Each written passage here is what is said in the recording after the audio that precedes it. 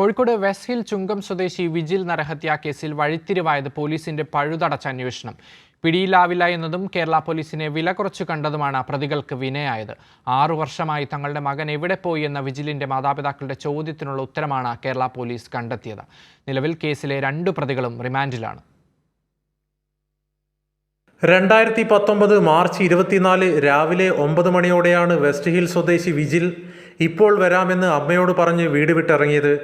3 സുഹൃത്തുക്കളോടൊപ്പം ലഹരി മരുന്ന് ഉപയോഗിക്കാനാണ് വിജിൽ കോഴിക്കോട് സരോവരം പാർക്കിന് സമീപം എത്തിയത്. അമിത ഉപയോഗം മൂലം വിജിൽ മരിക്കുന്നു. ഏപ്രിൽ 7 പോലീസിന് പരാതി ലഭിക്കുകയും കേസെടുത്ത് അന്വേഷണം ആരംഭിക്കുകയും ചെയ്തു. വിജിലിന്റെ മൊബൈൽ ഫോണിലെ കോൾ ഡീറ്റെയിൽസ് വെച്ചാണ് പോലീസ് അന്വേഷണം ആരംഭിച്ചത്. തുടർന്ന് വിജിൽ സുഹൃത്തുക്കളോടൊപ്പം സരോവരം പാർക്കിൽ സമയം ചെലവഴിച്ചു എന്ന് പോലീസ് കണ്ടെത്തി. ഉച്ചയ്ക്ക് 3 മണിയോടെ സരോവരം പാർക്കിൽ നിന്ന് വിജിൽ വീട്ടിലേക്ക് പോയി എന്നാണ് പ്രതികൾ നൽകിയ മൊഴി. കോഴിക്കോട് സിറ്റി പോലീസ് കമ്മീഷണറായി ടി നാരായണൻ ചുമതലയേറ്റതോടെയാണ് കേസ് 2ാം ഘട്ടത്തിലേക്ക് കടക്കുന്നത്. സിറ്റിയിലെ എല്ലാ മിസ്സിംഗ് കേസുകളും തുടക്കം മുതലേ അന്വേഷിക്കാൻ നിർദ്ദേശം നൽകിയതാണ് വിജിൽ തിരോധാന കേസിൽ വഴിത്തിരിവായത്.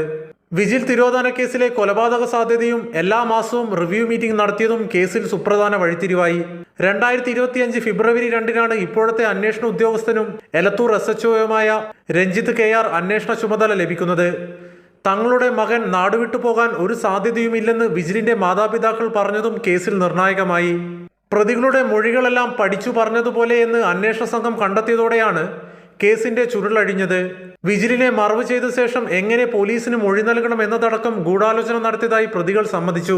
കാണാതായ മാർച്ച് 24 ഉച്ചയ്ക്ക് 12 മണിയോടെയാണ് വിജിലിന്റെ ഫോൺ സ്വിച്ച് ഓഫ് ആയത്.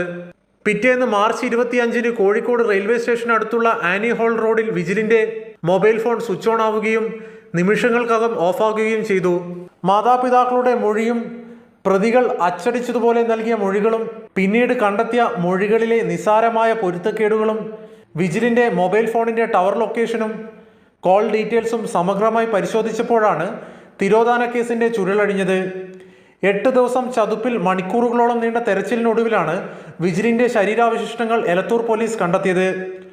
ഓട്ടോപ്സി റിപ്പോർട്ടിൽ മരിച്ചത് 30-നടുത്തുള്ള പ്രായമുള്ള പുരുഷനാണെന്നും ദേഹത്ത് പരിക്കുകൾ ഒന്നുമില്ലെന്നും കണ്ടെത്തിയിട്ടുണ്ട്. അസ്ഥികൂടത്തിൽ നിന്നും മാതാപിതാക്കളിൽ നിന്നും ശേഖരിക്കുന്ന DNA സാമ്പിളുകൾ കണ്ണൂരിലെ റീജിയണൽ ഫോറൻസിക് സയൻസ് ലബോറട്ടറിയിൽ പരിശോധനയ്ക്ക് അയക്കാനാണ് അന്വേഷണ സംഘത്തിന്റെ തീരുമാനം. ചേതൻ സാജൻ, കൈരളി ന്യൂസ്, കോഴിക്കോട്.